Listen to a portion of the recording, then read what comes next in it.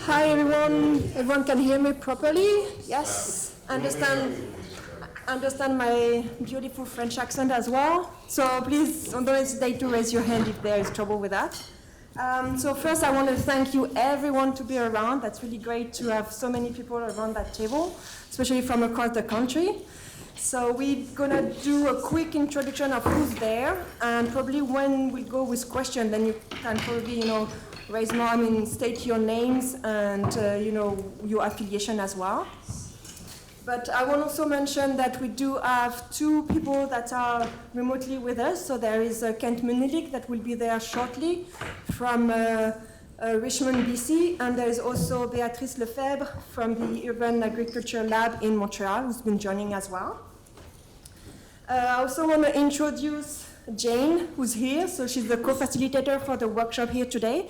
She's a permaculture designer, and then she will actually use those principles of permaculture to help us catch and store all the ideas that will be expressed today. So you will see her go around with sticky notes. She's got some color code as well, depending on the project. Everyone's got his own color, so don't be afraid if there is a post-it stack that just end up in front of you. It's just like write down the questions, and then we will address it afterwards during the Q&A. Also, to make sure that everyone here, and especially our participants that are remotely, please use the microphone in front of you. So there is a small button on the side that you need to push. For the one on the table, there is only 5 at once that can work. So I just want to ask you, if you want to talk, just push, talk, and then just turn it off. So then we make sure that everyone can be catch up on the video that we're actually taking. We're also taking a video of that discussion, so then we can also document and share again with everyone else who's coming on board afterwards. And to that, actually, I want to also acknowledge that the Guelph Organic Farm could not make it today because they actually have their market day today, so they're quite busy organizing their market. But they're really eager to participate in future meetings as well. So what I'm going to do, I'm just going to introduce quickly who's around the table, so probably per group, so just raise your hands when you feel like you belong to that groups. So I will start actually with Claire, who's just right here from the UBC farm, and who will be presenting later on.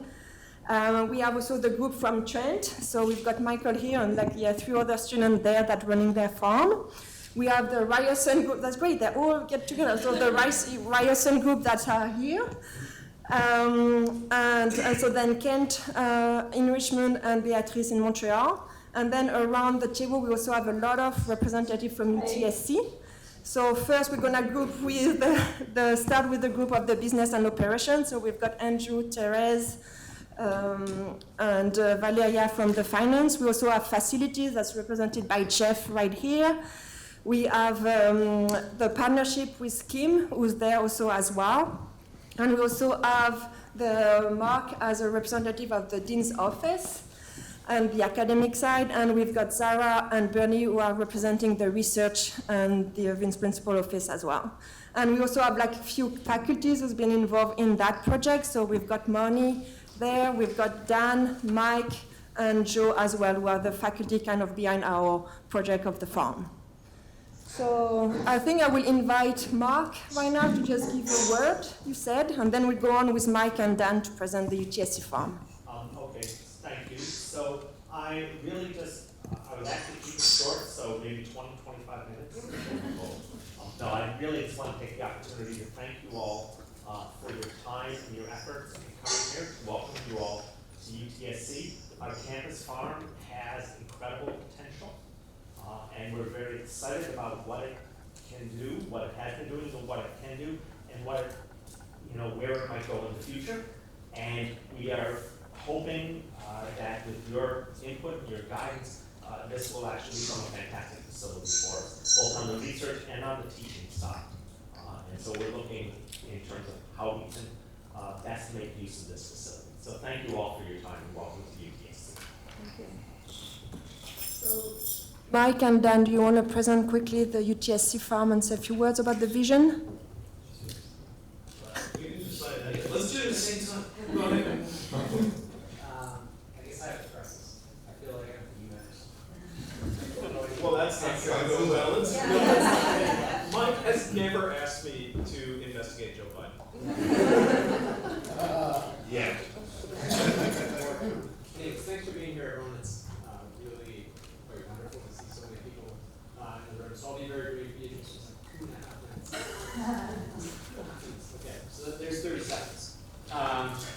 so this started with conversations amongst faculty members, I guess around 3 or 4 years ago now.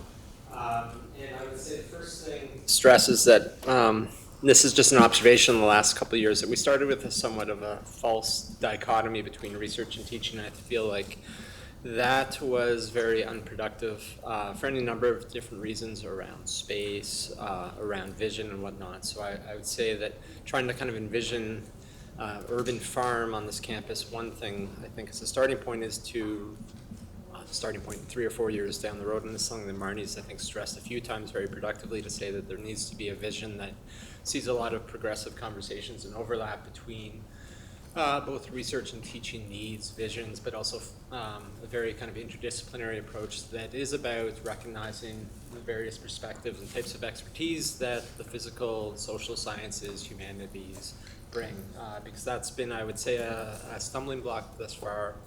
And so that's something that we want to certainly learn from those of you around the table that have been kind of working on these projects for a number of years.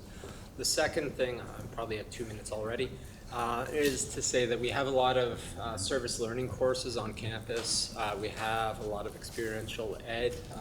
Mark can kind of speak to that as well. One of my colleagues, Ahmed Alawala, can as well. And there's a ton of interest amongst our students in the social sciences, is what I can speak to, around urban ag, changing transformative food systems, et cetera, but it's been hard for us perhaps to kind of place students in service learning context. So the urban farm is a way also possibly, hopefully, to really ground what students are studying in the actual kind of landscape of UTSC.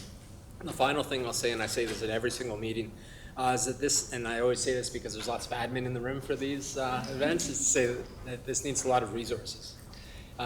It needs staff, it needs a farm manager. Yes, I'm looking at that end of the table. And that this won't happen unless it's actually staffed and resourced in a way that can kind of make it happen. And I think the number of people from other universities here that are working on their farms kind of really speak to that, actually. So you missed it, we all pointed at each other. Okay, I'll turn it over to Dan. And I will be talking some things. And I did want to thank all of you for coming as well, and I'm particularly excited, thinking years down the road already, and seeing, not just gatherings of faculty and of growers and the like, but actually of students being able to work through a Canadian network of farms, and students being able to get the incredible different experiences. What's particularly exciting for me, and I am speaking quickly because I have 2.5 minutes, is that is how different each of those particular understandings are. So you can imagine somebody who's really, really well trained in any of the kinds of academic fields that are at the table here, from agroecology to food studies to culinary arts, being able to rotate through this network of farms. So the idea that somehow what we're ending up producing is a Canadian network of farm growers under whatever auspices or umbrella would be a beautiful thing for us all to hang our hats on when we retire as soon as possible. One of the things I also want to thank is the faculty here who have been really reaching out in their research and their teaching simultaneously, and seeing the ways in which they can grow this into their own research, puns intended. Jo, for example, has really transformed her own teaching schedule to be able to match a teaching schedule to the growing schedule rather than growing schedules to teaching schedules, which is a really beautiful insight. And Marnie's done very much the same kind of thing. And as we expand our program here to be reaching out to culinary programs across the city, my background is really in food studies, and as we think about the culinary arts as liberal arts and liberal arts as culinary arts, then the idea, the praxis of growing and the overall, and its contribution to an overall discussion of urban food security and urban food systems is absolutely crucial, particularly in a campus like this one, where we do have a lot of expertise among faculty around these interests, but not necessarily squarely around urban food security, a key point. But we also are a student body, as I was mentioning before, where this is an urban school, but an urban school where students come from families with a great deal of background in agriculture, and there is a huge amount of local knowledge around growing and urban agriculture in and around this community, and that's absolutely key. As we extend our food studies program in a lot of different directions, as we think about a major program jointly developed in coordination with culinary programs, and as we develop our collaborative specialization in food studies, which we were turning people away from the class this year, it's so big, our graduate class in food studies, one of the key, this becomes a real central pillar to that. In coordination with the farm, with the rooftop garden, in coordination with the kitchen, and central to that, I think, really emerges alongside the staffing side of it, getting stuff in and out of the ground on some level, keeping the ground healthy, is really that position that I think so many of us, I'm looking at Marnie, because we've had this discussion before, about a position in urban food security, somebody who really is working directly with that. So that's really sort of I'm looking all around the room, not just at you. Thank you, Mike and Dan, for this intro. Before we move on with the presentation with Claire, I just want to give the word to James. Just want to say a few words to just probably explain what we've been happening for the first hour while we were at the farm, and kind of ideas that already raised from that discussion. Yeah, I just wanted to say that the working goal for today, which you may or may not be tuned in with, is to catch and store the energy that's come into the room today and all of the knowledge, and I'm sure you understand that, but to understand. And one of the reasons is as you start planning and looking ahead, there's sort of a moment where you have to understand and agree what's happening. And there's a lot of challenge around that. So we have a real opportunity to hear from the projects and for you to ask questions, those of you who are in the room only for a few more minutes, to ask the critical question. Sorry. Oh, the critical questions you have, what you need.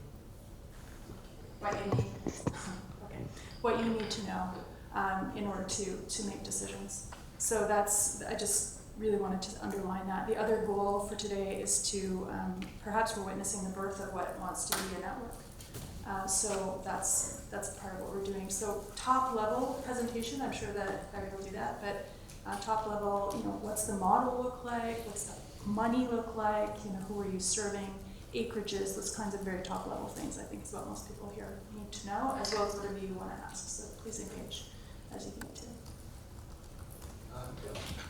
I just wanted to put a bit of context around the campus farm. So we have a 10-acre site, which is the campus farm, but that's a smaller piece to a broader strategy. So we're fortunate we have the largest campus in the U of T system. We're about 330 acres. 120 of those acres are actually in preserved valley lands. We have faculty who are very interested and students who are very interested in food security, as Dan and Mike talked about. And there's now active programs in foraging that happen on campus. There's chanterelle mushrooms on campus that Dan won't tell anyone where they are, but he has them. And a lot of the discussions that have been emerging on this campus in particular, we've been trying to take food safety, and we framed it under something called the edible campus. So the idea is we're undertaking a landscape master plan. The idea is how do we plant, where do we plant trees, fruit trees on campus as part of the landscape that are also contributing to this. We have rooftop gardens. How do we make those rooftop gardens more productive? And we're fortunate that we have a 10-acre site, which is going to, 5 acres are a campus teaching farm, and then 5 acres are going to be research plots for controlled studies. So it's really that big picture. It's not that we've got defined a particular site we'll be farming. And then we also are very fortunate that we're adjacent to the Rouge National Urban Park, and that park is now looking at new strategies and engaging with urban farming. And one of the most interesting things that they're doing is they are taking some of the larger farms and breaking them into small farms. So they'll have 2 and 3 and 5 acre farms that are available. And so a lot of what we're trying to do here is kind of seed that expertise academically, intellectually here on this campus and in the broader community to help those other farming initiatives kind of undertake and become successful. So I think just as this discussion unfolds from our campus perspective, it's really the fullness of that discussion from the actual campus farm through the landscape strategy, through the existing landscape and the partners that are emerging. And I will apologize now, I do have to leave at noon, and I think there's a number of us that have to step out, so I just wanted to get that out there before I ran out of time. Do you want me to go up there? Yeah, if you don't mind.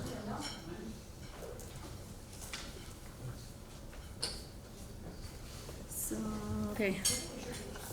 How can I find my presentation?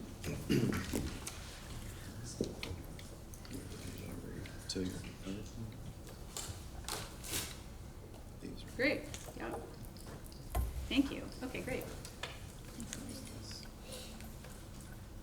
Cool. Hi, everyone. I'm Claire Cullen. I'm the Operations Director for the Center for Sustainable Food Systems at UBC Farm. And I just want to thank you so much for inviting me to be here. I'm really excited. And Marnie and I met maybe not quite a year ago at the UBC Farm. And at the time, she sort of told me about this sort of nascent farm that was getting started here. And she said, would you be interested in coming out? And I said, absolutely. And I'm thrilled to be here. And I love the idea of a network. I think let's make that happen. I think that'd be fantastic. How many of you have actually been to the UBC Farm? A handful. Okay, so I'll give an overview. I have a presentation that covers a whole bunch of topics. I could cover so many other topics, but what I want to do is make sure that I'm giving you information or sharing things that you actually really want to hear. So I'll try to make it kind of fluid, and if there are questions as we're going, please feel free to just jump in and say, hey, what about this, what about that? That'd be great. I really appreciated that Beatrice gave a land acknowledgement this morning when we were out at the farm, and so I want to acknowledge that the UBC farm is on the unceded ancestral territory of the Musqueam people, and we have a really vibrant relationship with some of the Indigenous people in the area. We have an Indigenous garden, which I'll talk to a little bit about. So yeah, very honored to be on that land. And we'll jump in. One thing, Michael mentioned staffing. I want to reiterate that staffing is like super, super important, and an org chart and that kind of thing. I don't actually have an org chart in my presentation because we're in the process of kind of reconfiguring how we explain our organization and our governance structure. So I would love to talk about that, but I don't actually have a slide to that effect. So let's see, there we go. So this is the map of South Campus on the Point Grey campus at UBC. As many of you know, this is the main campus of UBC. We have a second campus in the Okanagan, UBC Okanagan. It's a much smaller campus. There's only about 8,000 students there. This campus has about 54,000 students and growing. So here's the farm. You can see it down there in the very south part. We're surrounded by wooded area, and we're also being encroached upon by development. So we have lots of different features around the farm. There's been... Is that an oyster farm down the bay? Is there an oyster farm? Yeah. No, that's, those are log booms. Oh, okay. Yeah, so we're actually up, it's a bit hard to tell. I like where you're going. Yeah, that'll be good.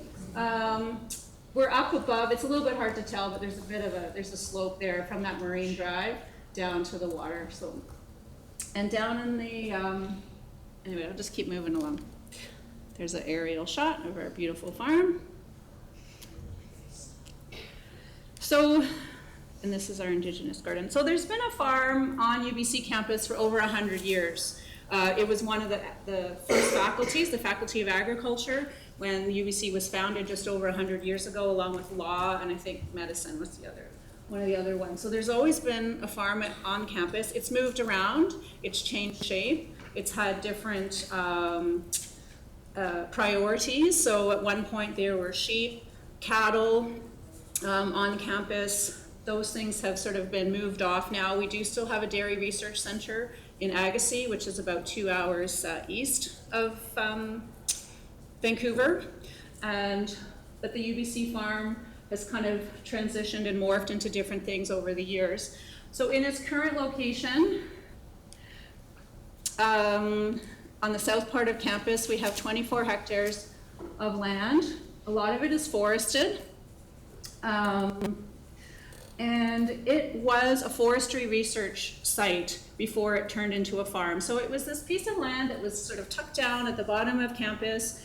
Nobody was paying much attention to it. There were some forestry students and some forestry research projects going on there, but it was kind of like an afterthought. People weren't really thinking about it. And it was actually students in 2001 who wanted to grow their own food and start an organic farm, start growing their own food organically, and to sell it and to sort of spread the good word about organic food production. And so they spotted this piece of land that was behind sort of a chain link fence, and literally they hopped the fence and started a garden there and growing their own food and started selling it out of like a shed. On this map here, all of these buildings and things were not there at the time. It was, there were some research buildings down in the south part, but it was all kind of forested and wooded as well. And so students would sort of put up these makeshift signs pointing to the farm saying, come down and buy our produce. And people would make their way down there and found this amazing spot where students were growing really wonderful food. The university took an interest in the land for maybe not the best reasons. The university had zoned that land as potential residential development stock. So in 2007, the farm was going to be developed into condominiums and market housing. And the students, here's a little bit of our history. The students said no. And they got the faculty members involved and UBC staff involved and the broader community involved, and there was a huge protest to save the farm and a big movement. And it was successful. And the university agreed to rezone the land, to give it this special zoning called Green Academic. And I was mentioning earlier, Michael at Trent, that Green Academic is a zoning that's also applied to our sports fields. So it's not sort of this unique zoning that was specially created for the farm. It already kind of existed within the university's bylaws. So it wasn't that hard to then sort of allocate it to the farm space. What it means though, or not though, what it means is we have to always be demonstrating our academic rigor, our academic value in teaching and research. So the farm started as a space for students. Over the years, it has become that sort of research and teaching space, as well as a very vibrant community space. And I would encourage you to consider that as well. When we were out at the farm earlier, there was a little bit of talk about how the community will engage with the land, but it's been a really vital piece for us to have the community involved and have community buy-in. And it's also super valuable for the students, for the researchers to have to kind of integrate as well. So something to think about. When you talk about community, is it the campus community or is it the broader community as well? That's a great question. We throw around the word community a lot. It's like, what's our community? What's our community? In this context, I'm talking about non-university community, yeah. So definitely use the term community to include students, faculty, staff, but I'll sort of say those are the UBC folks, and then community, I mean non-UBC. Everything outside the university. Yeah, basically. And we have, as you saw, like with development that's coming closer and closer to the farm, our community is coming even closer and closer. So we want to take advantage of that and engage those people and however we can. So, you know, some of them like to walk their dog on the farm. That's, you know, that's one way of engaging, but we're trying to like get them further engaged. And for them to see the farm is a really important asset. Sorry, I'm talking fast because I feel like I have a lot to cover in 10 minutes. We are in the process at the university of going, the university is doing a land use plan overall. They're also doing an urban forest plan, and the UBC farm is part of that. So we have a land use plan that we developed in 2014. It wasn't super well articulated, so we're just going to be working along with the university itself to kind of reinvigorate iterate our own land use plan and what it is that we actually want to use our space for. I realized I didn't go into super detail. So we have 60 acres of land, so 24 hectares of land, but half of it is a forest, and about 10 acres is in production. And so, about 10 or 12 acres, just depends. Some fields are on rotation or taken out of rotation for different reasons. And one of the things that I've noticed right away when we were talking is, earlier when we went on the tour, is our research and teaching is all kind of integrated, and our production fields are all integrated. So someone will be doing research, one of our researchers is Sean Smuckler, he's doing research around inputs, different manure inputs, for example, on kale fields. So he's doing his research, and then we're gonna harvest that kale and we're gonna sell it. So it's all very much kind of integrated. We don't have like research plots over here and teaching plots, and and there are pros to that and there are challenges to that. And I'd be happy to talk a little bit about that too. So what we do at the farm, does anyone have any other questions? Is Yes. there an agri program at UBC?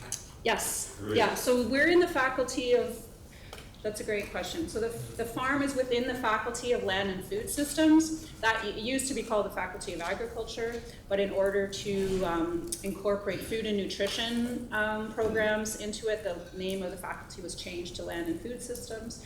So we do have programs that are like around soil science, lots of nutrition, also plant science, that kind of thing. We don't have, people don't graduate with a degree in agriculture or farming. So that's kind of an interesting kind of challenge. Or what we do have is we have a program called the Practicum program that we run at the farm. That is a hands-on farming program that runs from April until November. And both UBC students and non-UBC students can enroll in it.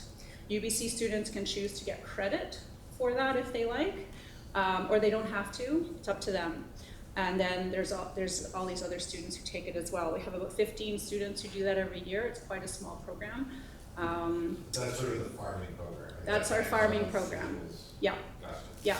But it doesn't have, you don't get sort of UBC accreditation for taking that program. And that's something we're actually in discussions about like how can we at least get students have a certificate or something. Yeah. But that's a really popular and well-subscribed program. So what are the things that we do at the farm? We do research, and we've been trying to build up our research and our research network, and Marnie was there as part of this cluster for diversified research that we're getting going, or has been going for a couple of years now, I should say. The academic director of the farm is Dr. Hannah Whitman. So she came on board at the same time I did. We came on board about 5.5 years ago. And she's been very instrumental in trying to gather or create a network of researchers at the farm that will utilize the farm as well as others. So that's been really active, and we see it as really crucial to the longevity of the farm. We're trying to make it interdisciplinary, so I mentioned that we are housed in the Faculty of Land and Food Systems, but we are trying to reach out and have been successful at reaching out to other faculties to come and use the farm. So the Faculty of Land and Food is a very small faculty, so we reach out to science, forestry, and then we have some other, like even English classes come to the farm, and medicine, Faculty of Medicine, so we're trying to broaden out and really have the farm seen as a UBC-wide asset, not just housed within one faculty. Yeah. And you charge for tours? We charge for tours, yeah. For like classes that come? Yes. It's a flat rate? Yes, $100. Yeah, yeah. We charge for tours. $100 for a class for you to come? Yeah, yeah. So doesn't it depend on the size of the group at all? Yes, it does depend on the size of the group. That's up to 30. So we try to make the groups, about 30. It depends, if it's a class within the Faculty of Land and Food Systems, we give them a discount. And actually, we're just in the process of reviewing our land use fees and site fees. And so one of the things we're reviewing is actually discounts to land and food system people versus UBC-wide. So there is something, and actually I'd be happy to share that with you because it's going to be public. I know you're the finance person, right? Are you, oh, you're the research person, Yeah. right. We charge the same amount. You're the finance person. Pardon? You charge the same amount regardless? Okay. Or just as you. Oh, as I do, as we do. Yeah. Okay, that's really good to know. Great.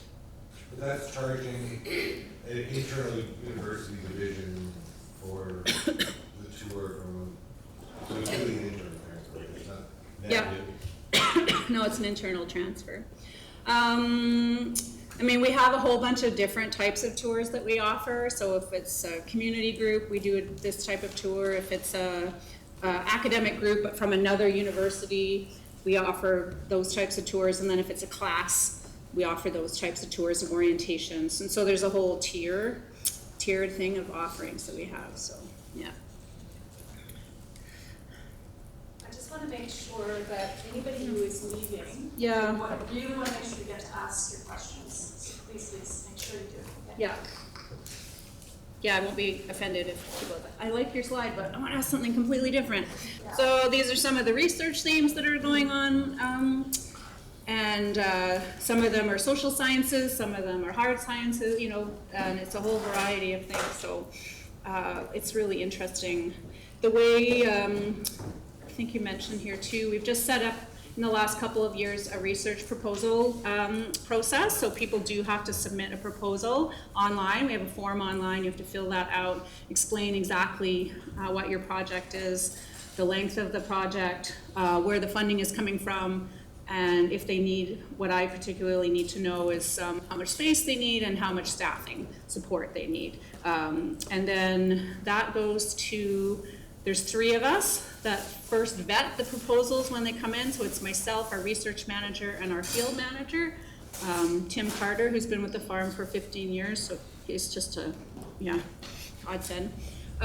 We review the proposals. If there's any red flags, we send it up to a committee. So we have a committee called the Land Committee. It's made up primarily of faculty members. They're all within our faculty. Not super diverse that way. And then we review the proposal and discuss any pros and cons, and pretty much, well, not always. I was going to say they pretty much always get approved. That's not true, actually. We've declined a few projects. There was one involving pigs that we declined. But yeah, so that's our process, and then we reach out to the researcher, and every year they have to renew their proposal request, and we're actually working on a new process that's quick. But right now we ask them to fill out the same proposal again every year, and it's not exactly efficient. So we're trying to work on a better streamlining system. We're doing the same thing with teaching. We're going to set up an online form for instructors who want to bring their classes out to the farm, so we can better track how many classes are coming to the farm, the size of the groups, that kind of thing. The really important thing about the research proposal is, again, it allows us to track it on the back end. So it all flows into Google Doc, and we can look back and see everybody's sort of feedback on the project, and then just be able to report out at the end of the year exactly what research projects we had and what they were doing at the farm. So that's how I can then tell you this information. We do put out an annual report. I didn't bring, well, we haven't done our most recent one, but that's one of the reasons we want to track all this information is for our annual report. The annual report is largely for internal audience. It's for the higher up at the university, the provost, the president, so that we can always be sort of advocating for ourselves and putting our best face forward. This is the Diversified Agro-Ecosystem Research Cluster that Marnie is part of. So this is a research network that's being established with the Center for Sustainable Food Systems as sort of the hub. Okay, teaching and learning. We have, lots of students involved with the farm, coming to classes, coming for tours. Some of these are also volunteers. We have a very active volunteer program, and UBC students are make up a significant number of the volunteers. We also offer workshops, which are again for the community, non-UBC, and they're all on all different topics, from cheese making to foraging to food literacy, canning, all sorts of stuff. And they're part of our commitment to food literacy out into the community. They're also a great revenue generator, so finance people. They don't cost us very much, but they're a good revenue source. These are some of our experiential learning programs that we do. The Farm Practicum is the farm training one, food skills workshops. And then we have a bunch of children's programs. So again, this is engaging with the community. Actually, a lot of UBC staff and faculty enroll their children in our programs, particularly summer camps or spring break camps. Again, good revenue generator. But also it's a way of engaging with the community more broadly. This year, we just launched a Sustainable Food Systems minor. So this is something that Hannah Whitman was very advocating for and pushing for. So we've just developed this with it. So it'll be within the faculty, but students from outside of the faculty can take this as well. And again, it's just our way of, really integrating the farm into the academic mission of the university.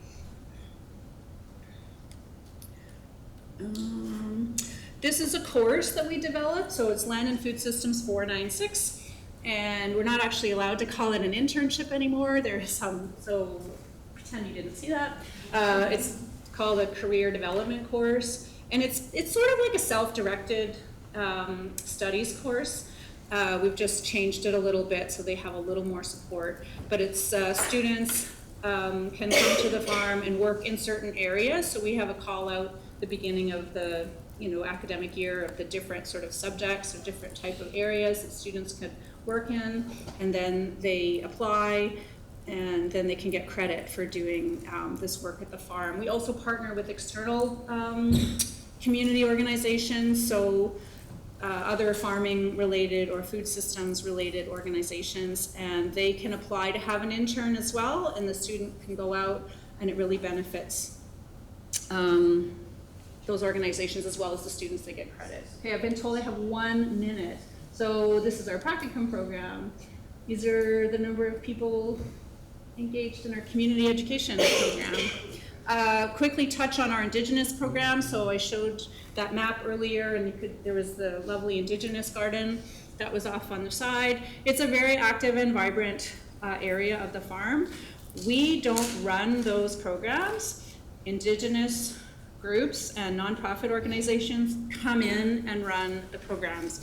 And so it's very much a partnership, I would say.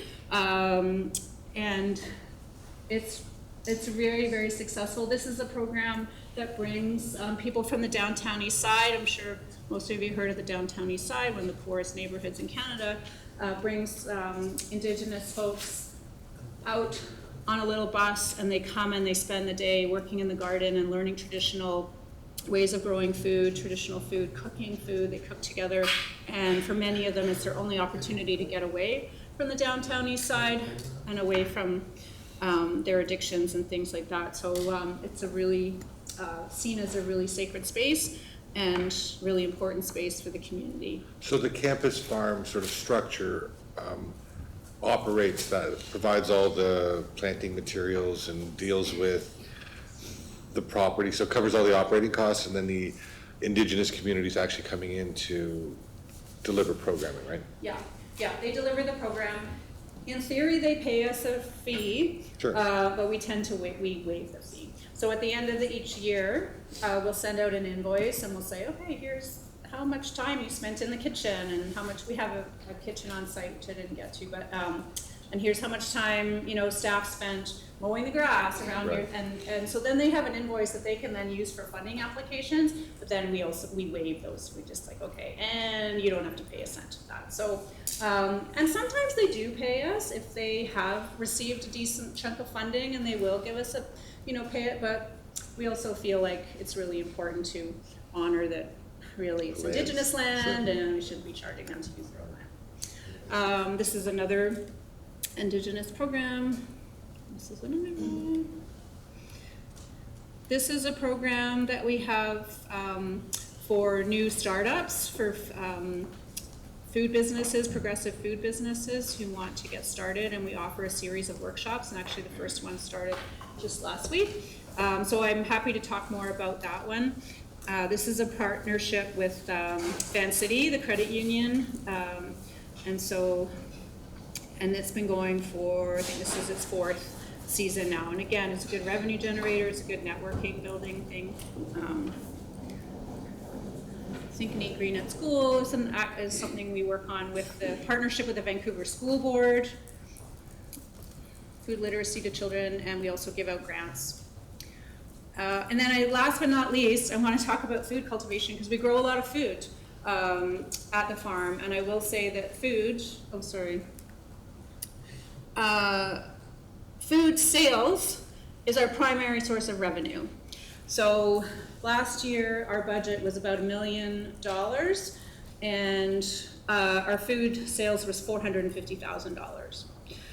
We get a small amount of money from the university. The rest of it we generate ourselves through our own programs, through fundraising events. We do beautiful long table dinners. I would encourage you to do those. Those are great. Those are a great revenue generator. If people want to ask me more questions about that, happy to talk about that. But food is definitely our biggest thing. We sell to campus food services. Not allowed to call it cafeterias anymore. My executive chef would be so mad.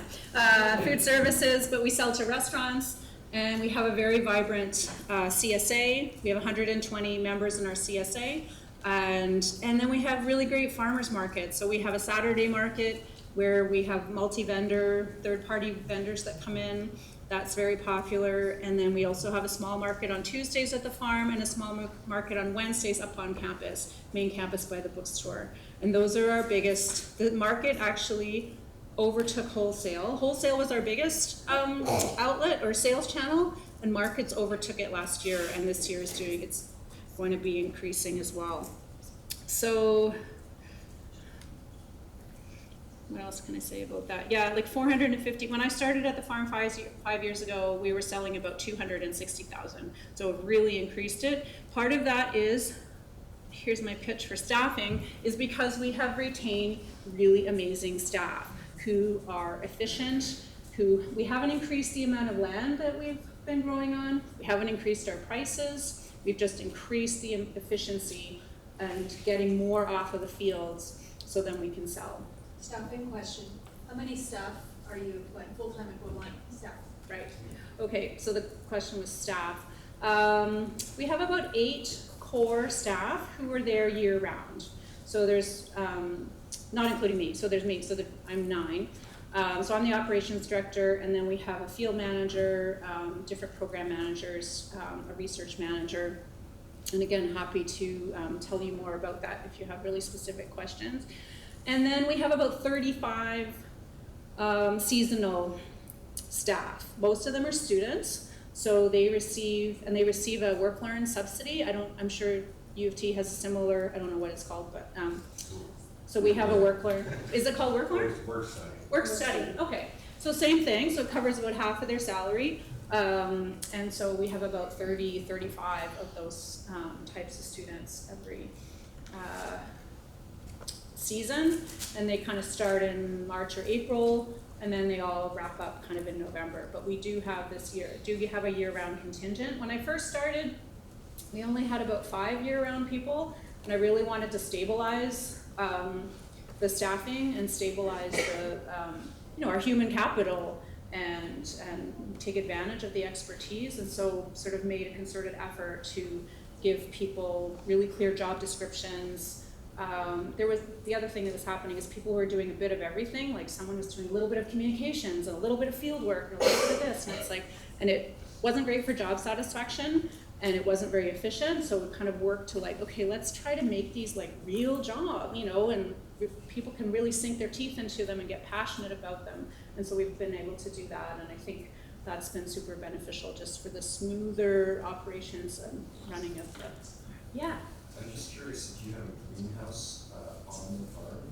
And the second question is, I'm really interested in learning more about the tools, means, and methods that you use to support the farm. So I'm hoping that we can continue potentially some conversations offline. Yeah, sure. Yeah, we do have a greenhouse. It's not the best. It's sort of it's our seedling greenhouse. It's where we start all our seeds and plants. We have several hoop houses. So we've got 2 big hoop houses that were funded by donors who really wanted to support us with that. And then we have lots of smaller tunnels around in different sizes and things. So yeah. Yeah. Do you know roughly like how your revenue breaks down according to assistance from university advancement or donors? I do. Do I have time? Oh, sorry, 1 minute. Okay. How do I toggle between presentations? Sorry. Oh, okay. Oh, this one? Yes, it's a different one. There, that's it. Yeah. Thank you. Okay, so this is just, you know what, my finance person sent me this last night. I haven't even looked at it. So let's look at it together. Wow, look at that. Total revenue, total expenditures. That's awesome. So it's a balanced budget. I will say every year at the beginning of the year, we do forecast a deficit. It's because we try to be really conservative in our forecast, and we do tend to forecast a deficit, and then by the end of the year, we've always had a surplus. And it's not huge, but there's a small surplus there. Keeps us on our toes. So these are the different areas for revenue. Oh, I can't quite see the one on. That's the work learn. Yeah, that's the work learn, or also like Canada Summer Jobs, or you know those other types of things. Yeah, children's programs, annual recurring allocation. So that is what we get from the university. Is the annual recurring allocation. So we get $100,000 from the provost office, which hasn't changed in 7 years, and we get $50,000 from the faculty, which also hasn't changed Is there also in sort a of long a time. like, will the university operating sort of maintenance team, will they go out there and Yes. fill fields and do all of that sort of income? Oh, they don't do the fields, but no. But what we get in kind is we have some buildings on site, and so we don't pay any utilities, for example. Like we don't pay for power, water. Water is huge. I didn't talk about that. We are tapped into the municipal water system, and we don't pay for water. So unlike normal farms, you know, that would have to pay for water or struggle to get irrigation. We don't have that, so we have a huge advantage that way. So if there's a drought or anything, we're pretty much safe. But we don't pay for that. The university also helps us, you know, like lots of administration stuff, like payroll, like they handle all our payroll, like that sort of thing. So there is a big chunk that the university gives us that is just not monetized, like we haven't. And we could certainly go through that exercise and monetize that. We haven't had to, but it would be interesting. Some of the stuff like payroll functions, it's a small unit, it's technically, so it's not gonna do a lot. Yeah. But it's sort of the groundskeepers, the groundskeepers, are they bringing in bulldozers and plowing fields and doing all of that? No, stuff? we plow our own fields. We have a tractor. We have one big tractor and 2 smaller tractors. Groundskeeper will come and kind of mow our grassy areas, like we do have some grass. We have an events field and some other areas, and so the grounds people, building ops it's called, will come and do that. We have some gravel roadways, and so if there's any potholes or whatever, they'll come and maintain that. So we definitely have an agreement with them on some of those types of things.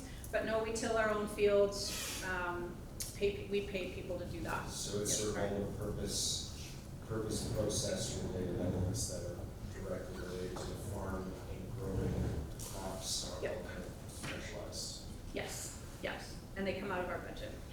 To add to that too, just operationally, and a couple of us have to leave, health and safety protocol around the farm, do you have something significant around that as well? So Yeah. you're running into some of that stuff already. Okay, health and safety? Yeah. Yeah, I mean, we're part of the university overall protocol around health and safety. safety, we have a local safety team. Oh, sorry, I'm away from the microphone. Yeah, we have a local safety team that's sort of a small group of staff, and then we report up to the committee that's part of the faculty, and we have all these processes in place around reporting any kind of health or safety issue that comes up. Yeah, we have to have a certain number of first aid attendants who are certified in first aid, that kind of thing. So yeah, definitely. That being said, and then producing all of this stuff you're putting out the markets and all of that. yep, food safety. Yeah, we have to meet certain food safety protocols. We are not like GAP certified or anything like that because of the nature of our setup, it's almost impossible to meet those criteria. But we do the best we can, and actually in the last couple of years we've been working really hard to get more protocols in place. And actually donors have been very interested in helping support that. So we needed some new racking, for example, to get things up off the ground, and donors were actually very interested in paying for that. So we got a donation to cover some specialized tables, stainless steel things. So you can think about that as if you're ever, are there development people here? Like fundraising people? There are, not at the table. Not at the table. Okay, no, I meant in the room. Yeah, anyway, so we do also work very closely with development in our faculty because the farm is a great talking point for when they're, that's right. And so, when you're in a room networking for development team to start talking about, hey, the farm and and all these different things. And actually just the other day, we are creating a wish list of, the things that they want, like things that we want, but that development can kind of talk about quickly. It's like, hey, the farm could really use more racking, or they could really use a new van, or they could use a scholarship to get students. And so it is a great talking point for development. And do you have an apiary on the farm? Pardon? Do you have an apiary on the farm? Yes, yeah, we do. It's a research apiary, so and we get a little bit of honey off of it. But Cross-pollination and all that. yes, yeah, for pollination and sure. Yeah, and the honey we don't get enough to sell, but we use it as gifts and things like that. So to the president and to the VIPs and stuff like that. The president, well, again, it's a great thing for the higher ups of the university. They love getting stuff from the farm, so because it's just something different too, right? And I was like, oh, cool, it was grown here.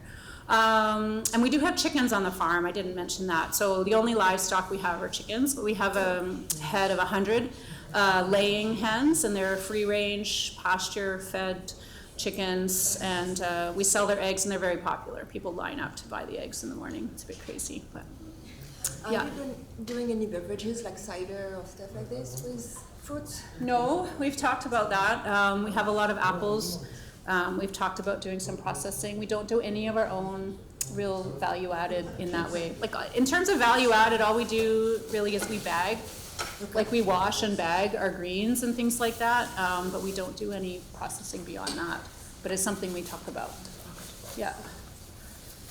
So that was the revenue breakdown.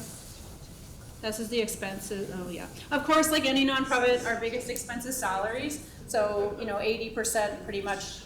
Maybe more than that, 85% salaries and benefits. And so the rest is, I actually am kind of proud of this in some ways, well, in many ways, because I feel like we operate a really lean, tight operation. Because we're part of the university, our salaries are tied to the university salary scale. We don't have a lot of flexibility in that regard. The positive thing I see is that means we pay people decently. If people were working on a farm, they might not actually get paid nearly as well as they get paid when they're working at the UBC farm. So I'm happy about that. Thank you. It's okay. But yeah, it means we're just, we don't have much flexibility around that. So that is something to think about when you're thinking about staffing and salaries, is like what kind of categories are they going to be in? What are the annual increases you're going to have to sort of predict and plan for and that kind of thing. So yeah.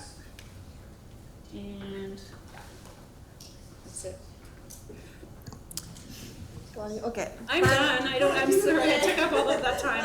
I did actually get to the end of my presentation. There was a good discussion and good question. So just for letting Beatrice and Ken know, we have like few people from the room that left. But Ken, I think can be presenting now. Are you ready for that? Can you hear us properly actually?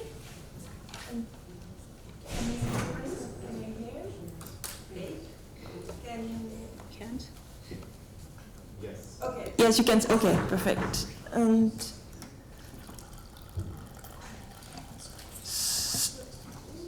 Oh, sorry. I'm just gonna- sorry, I couldn't hear. Am I on? yes, you are on now, and we can actually hear you. So, Yeah, okay, yeah. Do you want me to? Well, good afternoon. Shall I? yes, go ahead, that's your turn. Okay.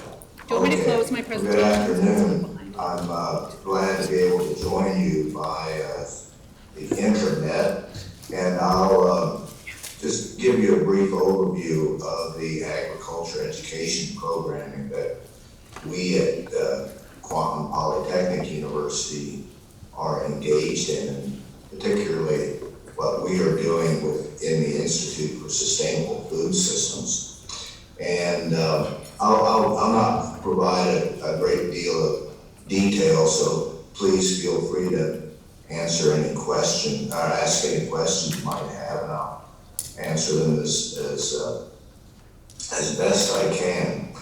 But I think the place to start is to let you know that Quantum Polytechnic University has an agriculture program that is focused exclusively on the preparation of agricultural sustainable agriculture and food system builders and leaders. And it is, all of our programming is unabashedly focused on the transformation of our food system to advance agriculture and food as a sustainable element of sustainable communities in every regard.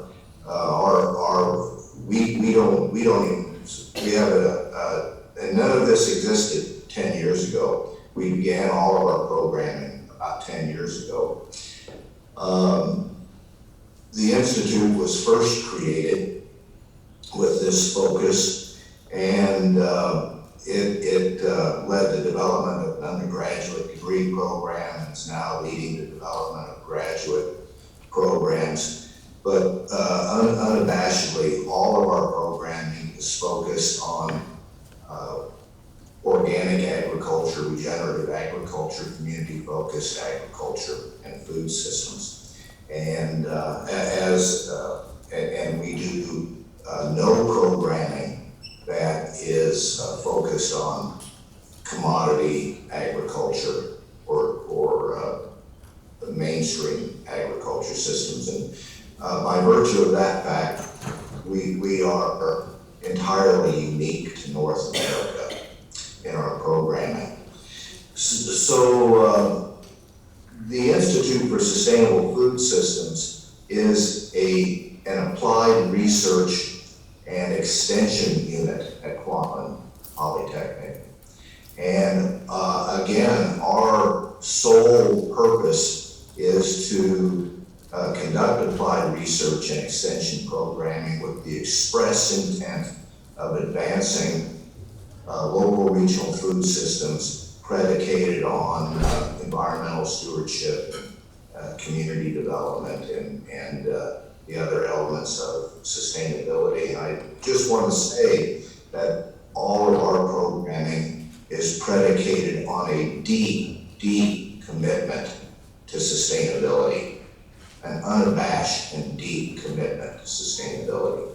And I think that that is the challenge for all agriculture programming in Canada and North America, and indeed around the world. And that would be my first piece of advice to you. If you're going to get involved in agriculture education, you must also be deeply committed to the concept of food system sustainability as a foundation of human sustainability. And if you're not committed to that, then I would implore you not to get involved. It's that important in my mind. So anyway, enough said. And that was a kind of unambiguous, but I think it's an important point. People approve around the table, I can tell you. That's good, because we need it. We need agriculture education. So anyway, the Institute for Sustainable Food Systems, I'll just be really quick, is an applied research and extension unit. And all of our programming is about applied research and extension. And our farm schools, unlike UBC Farm, is an extension education program. It is an education program developed and intended to be taken out to the community and to advance the community's ability to advance a sustainable local regional food systems. So our farm schools are expressly designed and intended to effectively and expediently train small-scale, alternate market, regenerative, organic, agroecological focused farmers and food system builders and leaders. And so that's really what we're about. We're not about complementing the university's undergraduate degree program in sustainable agriculture. We're not about anything other than preparing people to be the builders and leaders of the sustainable food system. Anyway, so we have 2 farm schools, and we've been doing this for 10 years. We started with the Richmond Farm School in collaboration with the city of Richmond in BC, just south of Vancouver, and the Richmond Food Security Society and an outfit called the Sharing Farm. In any event, we developed a curriculum to teach people the art and science of small-scale, direct market, organic farming. It was a 9-month program, largely pedagogically predicated on combining classroom sorts of teaching. All our classrooms were not formal classrooms, and experiential education. And it still is steeped in experiential pedagogies, otherwise learning by doing. And that farm school is now 10 years old and continues to operate. It has evolved some, and I'll talk about that in just a minute. Our second farm school is 6 years old, and it is the Tsawwassen First Nation Farm School. It is similarly developed and operated in collaboration with the Tsawwassen First Nation government and the Tsawwassen First Nation community. And it is, as our Richmond Farm School is located on Richmond land, our Tsawwassen First Nation Farm School is located on the traditional lands of the Tsawwassen First Nation. In fact, is adjacent to the community and the administration buildings, etc. So it too is designed to teach people the art and science of organic, alternate market agriculture. But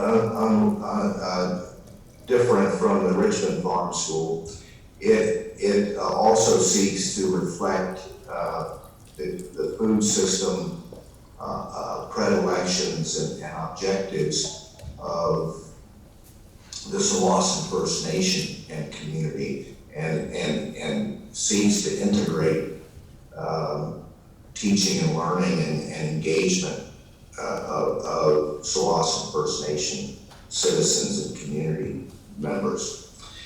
And that's a work in progress. Both the Richmond Farm Schools and Tsawwassen Farm School also is steeped in experiential education. So both farm schools are 9-month programs that really teach this farming from beginning to end. Both farm schools involve production of market crops, small animals, in our case, hogs and chickens, and tree fruit, and small fruit. And both farm schools have a CSA program and sell what they grow through that and farmers markets, and that selling is integrated into the teaching program as well. And so everything we do is about teaching and preparing students to be able to engage in this kind of farming.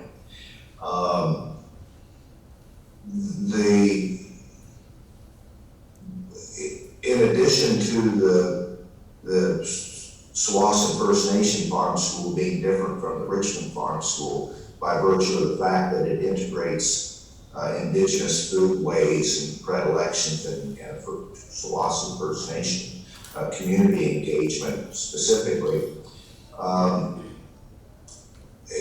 they also differ. We have differentiated them in terms of teaching objective and pedagogy. So the Sewassen First Nation Farm School is located on a 20-acre piece of Sewassen land, and it is about there's about 5 acres in production, orchards and small livestock and market crops. And so it represents, and their farming is done in an integrated way.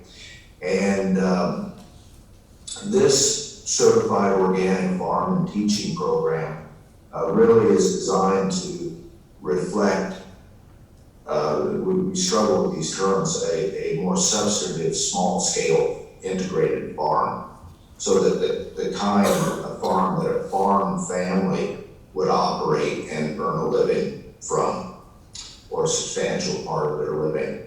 Conversely, comparatively, the Richmond Farm School has been shifted to focus on more genuine urban agriculture, the kind of intensive market crop production that one might do in the heart of Vancouver or the heart of Surrey or Richmond. Much smaller scale, quarter-acre kind of intensive market crop farming. The two programs are also differentiated in that the Sewassen program requires students to be on the farm 3 full work days a week, studying and working on the farm. The Richmond Farm School is a Saturday program only. So the Sewassen First Nation Farm School is much more extensive and much more intensive. The Richmond Farm School is focused on intensive urban vegetable production. Both, however, are steeped in experiential education. We've also differentiated the two models by how we teach and who teaches. In the Sewassen First Nation Farm School, we have a cadre of teachers who come from academia or from the private sector and are specialists, and we actually ask them to teach classes. So, for example, I'm a pomologist, and I teach the food production class for the Sewassen Farm School. We have small animal specialists who teach those classes at Sewassen. We have integrated pest management specialists who teach that. We have a bee person who's a commercial apiculturist teach our bee class. So we have a combination of academic folks and commercial practitioners teaching our courses, and then they take that information out and apply it in the production farm. Conversely, or comparatively, in the Richmond farm The fellow that does the farming also does all the teaching. And the teaching is not, there's no formal classes. The teaching occurs as they are farming. So there's no soils class. Soils and soil management is taught while the class is managing soils or managing crops or whatever. So it's a model that seems to be working for us. So both models are working. The other feature of our farm schools is that we link incubator farming opportunities to them. So at the conclusion of the 9-month teaching programs, students have the opportunity to develop a business plan, which we help them with, where we teach business planning and management as part of our programs. And if and we review it, and if it's a good plan, then they are afforded access to up to half an acre of incubator farm land for 3 to 5 years, depending on availability. And we provide all the basic tools, tractor, walk-behind tractors, tillage, et cetera, that they need to start their farm businesses. And we provide technical support for them while they're developing their farm businesses. And so the incubator program is another class of the farm school, so students can move through the 9-month education program and then move into the incubator program. We continue to support them. And then after the 3 to 5 years, they are expected to move on to their own farms and make room for another incubator farmer. So we have about 5 acres of incubator farm site in Richmond that's adjacent to our little teaching farm there. And in Tsawwassen First Nation Farm School, we have 15 acres of incubator farm plots adjacent to our teaching farm. In both, and so ultimately we end up with students in the 9-month program working with and being taught by incubator farmers and supporting incubator farms, and it ultimately ends up being a pretty dynamic community of teachers and learners. And ultimately our goal is to develop and facilitate a network of farm schools across British Columbia, and we're now working with any number of communities to develop their own community farms and education programs. And just like the Tsawwassen First Nation Farm School is different from the Richmond Farm School and serves different needs, we anticipate that every farm school will serve communities in which they're located uniquely. They'll all be focused, however, on advancing sustainable agriculture and food systems. So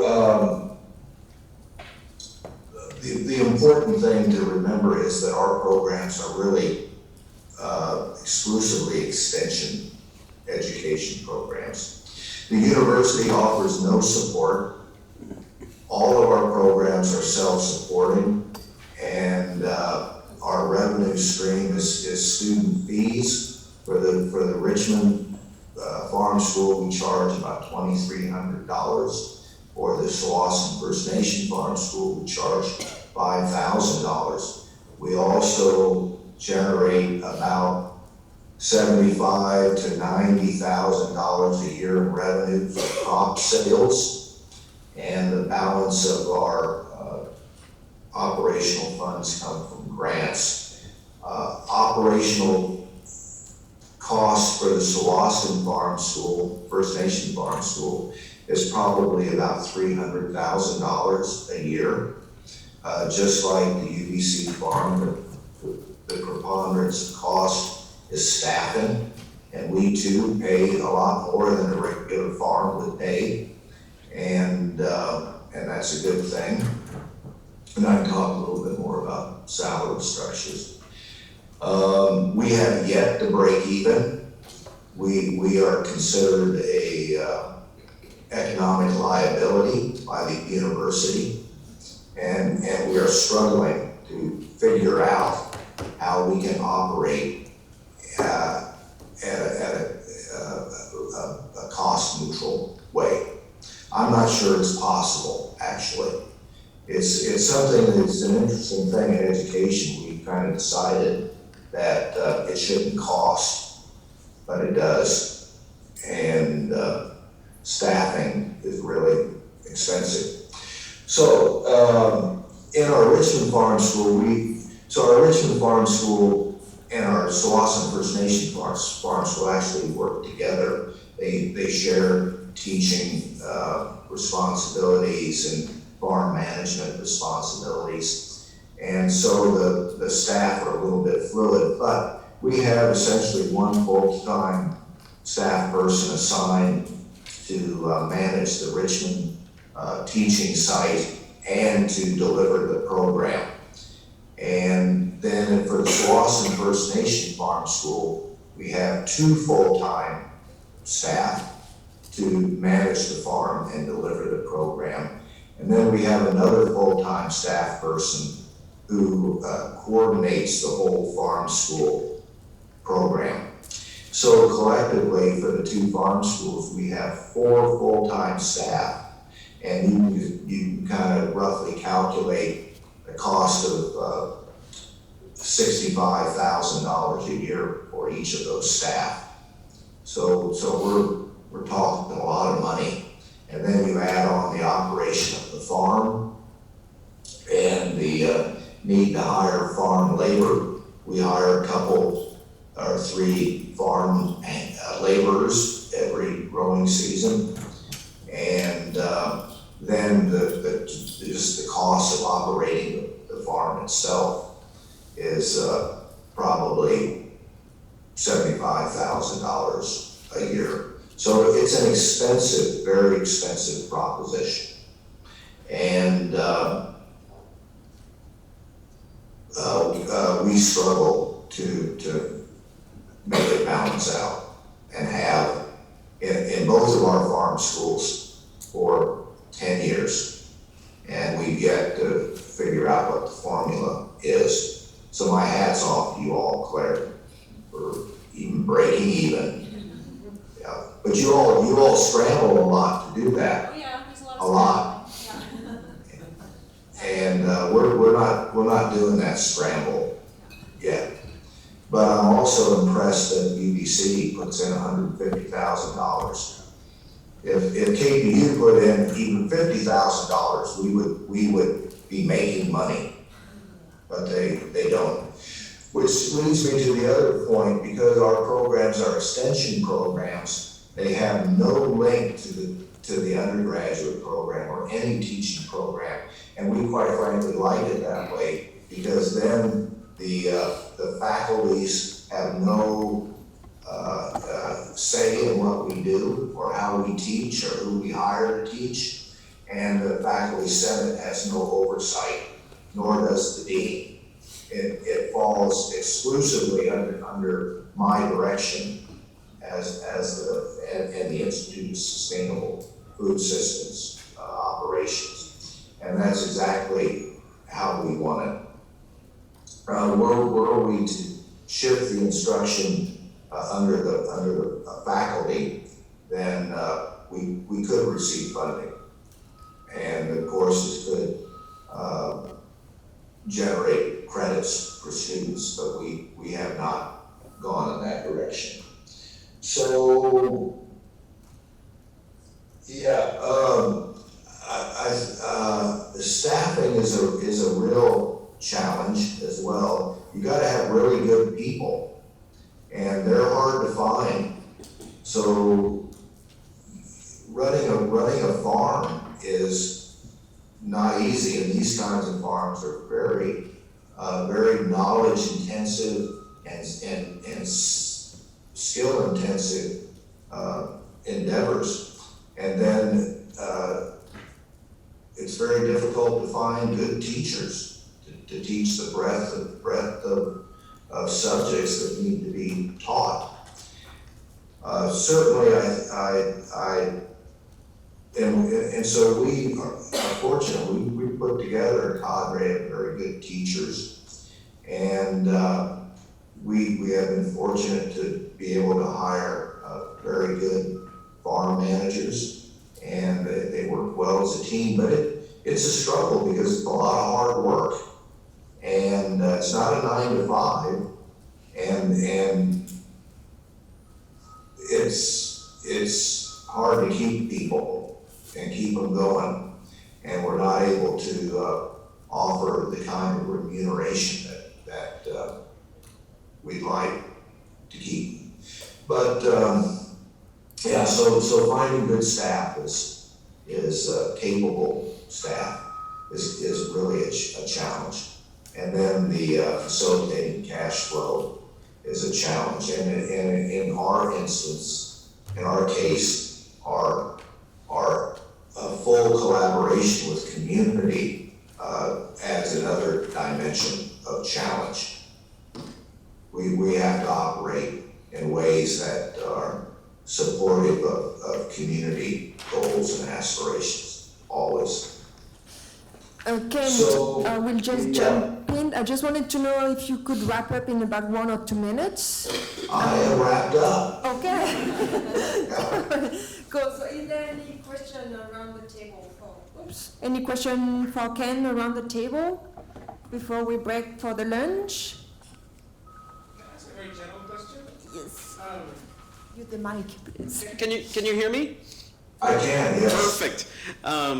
I just wanted to, if you could just say, maybe both of you, to say the presentations we've heard about the work with indigenous communities and indigenous students as well. Because I think that's a really important way forward here, is this campus is constructing its First Nations house, and how that kind of built environment and reconciliation has played a role, and the role of indigenous faculty as well, if that's and researchers.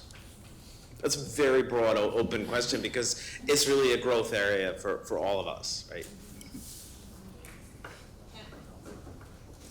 Ken, Whichever, sorry. I mean, Ken, I think, has more experience just from the Tawasan perspective. I would love actually to hear a little bit more about how it's gone working with the Tawasan First Nation. I mean, we're struggling with that too. I mean, at UBC, or how to engage more Indigenous students, how to engage more Indigenous faculty. I mean, we don't have a lot of Indigenous or self-identified Indigenous students, I'll be honest with you about that. We're trying to encourage more to come to the farm, to come to the university. This is an ongoing challenge for the university overall. We do work with Indigenous faculty members in an Indigenous research partnership, and they've been instrumental in helping us get the garden going and some of the other programs going on site at the farm. One project I'm thinking of in particular, let's see, he was engaging with one of our faculty members, Eduardo Havel. He was engaging with some First Nations communities in the rest of the province around heart and stroke issues. And so there was some funding that came from the Heart and Stroke Foundation, some little bit of funding that came from the university, and then this initiative to kind of get some programming happening at the farm for Indigenous people around health, heart health, but then also take that out into the community. So there's these sort of partnerships, like these multi-party arrangements that have been working quite well. We're also working with an Indigenous group called the Working Group on Indigenous Food Sovereignty. Dawn Morrison, who I'm sure Kent knows very well as well, she's very active. in Indigenous food sovereignty in the province, and we're working with her on an initiative called the Indigenous Food and Farm Challenge. So it's actually getting farming practices, traditional farming practices back out into the communities in BC.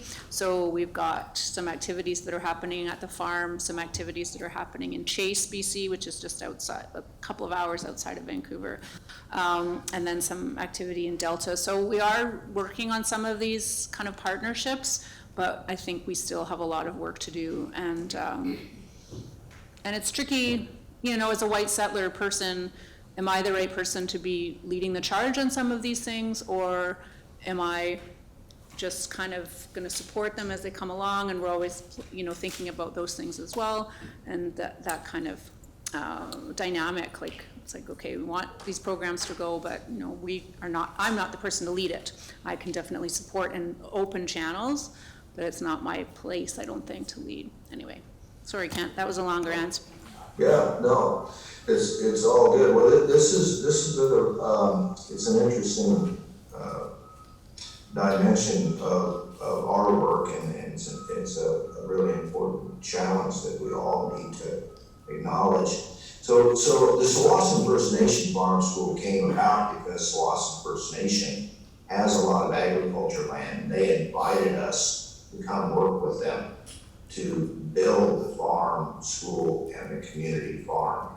And that's fundamentally our model of operation. We put ourselves out there in BC and support any Indigenous community that wants to develop food production capacity and education programs supporting that capacity. So right now, and this is a big focus of the extension work of the Institute. So right now we're working with about 8 First Nation communities around BC to do this. And we just bring our expertise and our perspective and our experience to support the nations and the communities achieve their food system, community food system aspirations through education and farm development, community farm development. In our Tsawwassen Farm School, we, as I said, try to integrate Indigenous foodways into our teaching. And it's interesting, when we first started this, we thought, well, we'll have a class like we have plant science or soils. And in fact, we hired Don Morrison to teach that. And we actually had hired Don Morrison for a couple of years to help us understand how to approach bringing Indigenous perspective and predilection into our work. And anyway, we quickly learned that that's probably not the best approach to it. So really what we do is just bring First Nation community elders and leaders and skilled folks in traditional food ways, and they teach. And so, for example, last week we had a week of salmon smoking lessons that were taught by KPU elder in residence like Heaton, who is an elder in the Kwantlen Nation. And he came and he taught all the students, Indigenous and non-Indigenous, the traditional way of salmon smoking, and used the smokehouse that we built on site. So this is how we're approaching the integration of Indigenous foodways into our programming. I should also say that in the Slauson Farm School, well, in both our farm schools, we limit enrollment to about 12 students annually. And because of our teaching model, we don't want a bunch of students. And in the Slauson First Nation Farm School, we give Indigenous persons preferential enrollment. So Slauson First Nation citizens first, Indigenous persons second, and then anybody else. And we get to get a whole bunch of Slauson First Nation students. We have 1 or 2 a year. We've yet to have a whole bunch of Indigenous students. So the student groups tend to be a combination of a few Indigenous students, some from Slauson First Nation, some from other nations like Stalo or Musqueam, around, and then just folks. And one of the significant impediments that we have perceived is that, well, I think that the idea of community farming and food production is now beginning to catch on in Indigenous communities more than it has previously. And in fact, I'm told that for many, agriculture, market farming has a lot of baggage. It was a central element of the residential schools. Many students were forced to engage in crop production as punishment or otherwise against their will. But regardless, there's a lot of ill will harbored around agriculture and market crop production. And then in BC in particular, Indigenous communities and persons were shut out of agriculture by the provincial government in the 50s and 60s when agriculture was being substantially developed. And this is particularly true of the Slauson Nation. Their traditional lands are on prime agriculture ground now, which was bought up by Anglo settlers. And when they wanted to, and the government supported those Anglo settlers developing agriculture capacity on those lands. And when the Slauson First Nation citizens wanted to do the same, the provincial government drove them away and said, no, this is for Anglos, not for Indigenous folks. So literally, this is what elders have told me. And so there's resentment and bad blood. And I think so anyway, this is new. And so we're building relationships and building awareness about this with First Nations. But First Nations are absolutely, in my experience, are absolutely, governments and people are absolutely interested in food sovereignty and food self-reliance and building community economies around food. I know very few that are particularly interested in engaging in conventional or commodity agriculture and food systems. And I think the other piece that we recognize and try to nurture is that the organic, sustainable agriculture methods and underpinning philosophies are very much consistent with an Indigenous worldview of nurturing Mother Earth. And this is one way we are connecting.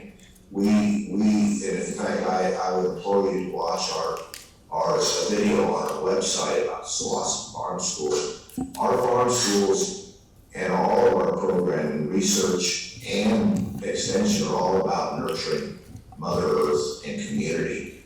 And that means we have an opportunity to work with indigenous communities because that's what they're about too. So. Thank you again for this explanation.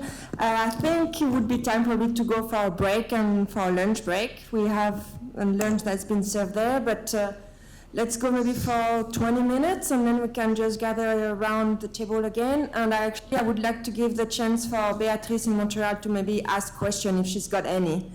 So that sounds good for everybody. So Ken, will you stay online while we're having lunch? Do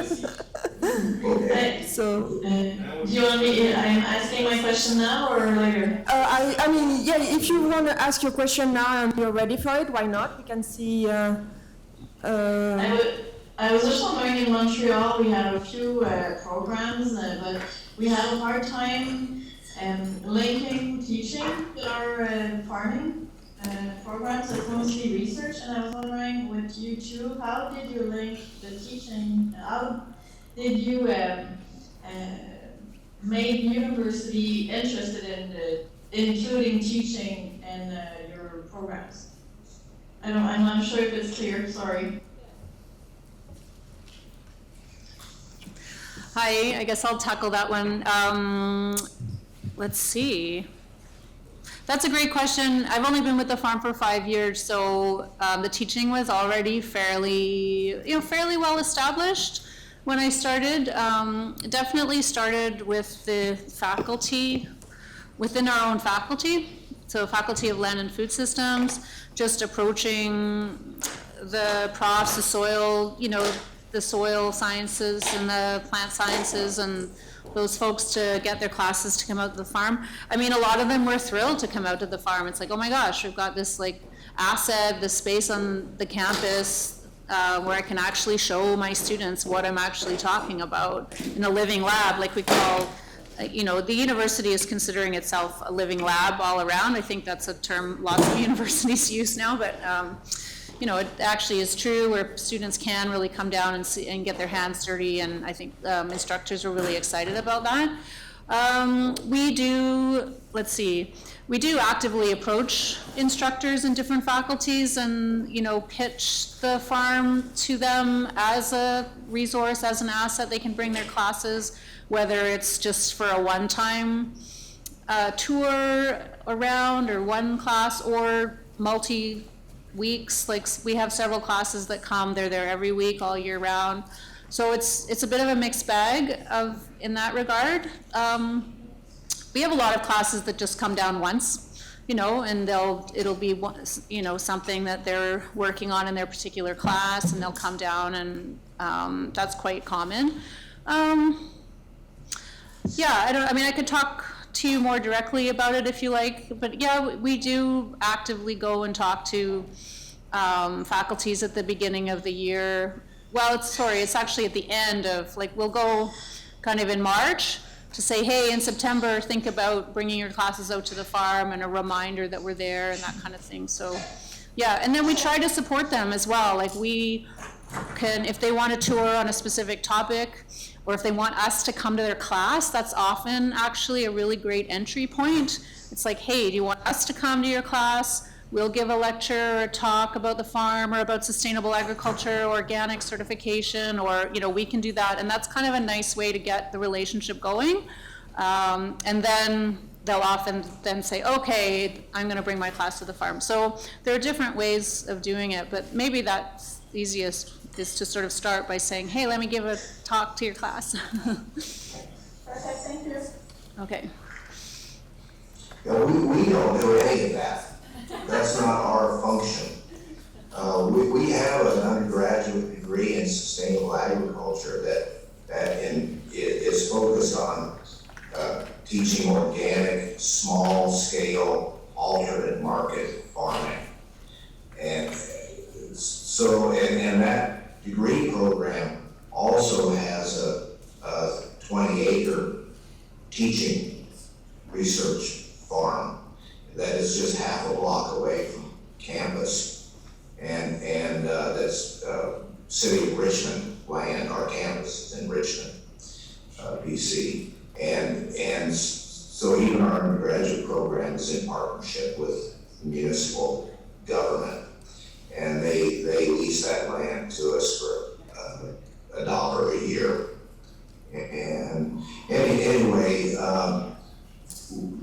we have no relationship at all with the teaching programs formally, and there's no need. However, they do bring students out sometimes if there's something on our farm that they don't have on their farm, like hogs, and they want to teach about hogs and et cetera, but no formal relationship. Thank you to you both. Yeah. Okay. Have a great lunch. Yeah, everyone's been going for lunch, so we're probably gonna take a small break. Yeah, resume probably in about 15 minutes. I mean, I would ask you to just kind of now, by hearing all those ideas, just kind of focus on one or two topics that you would like to go deeper into details for the last hour of discussion. So we'll be here until 2 o'clock, and then we will move on to a tour on campus. So yeah, for those last hour, just focus on maybe 2 items that you really want to get more information about. Thanks. I am going to have to leave now. Okay. But if anybody has any questions, please don't hesitate to call or email. Okay, so more detailed information on our website about our farm schools. Okay, thank you, Ken. And I think at some point we'll also share that videos with everybody so that everyone can, go back and look and hear the information, and also share the contact information from everyone if that's okay. Thank Sure, you. Absolutely. Thank you. All right, well, good luck with it. Thank you. Bye.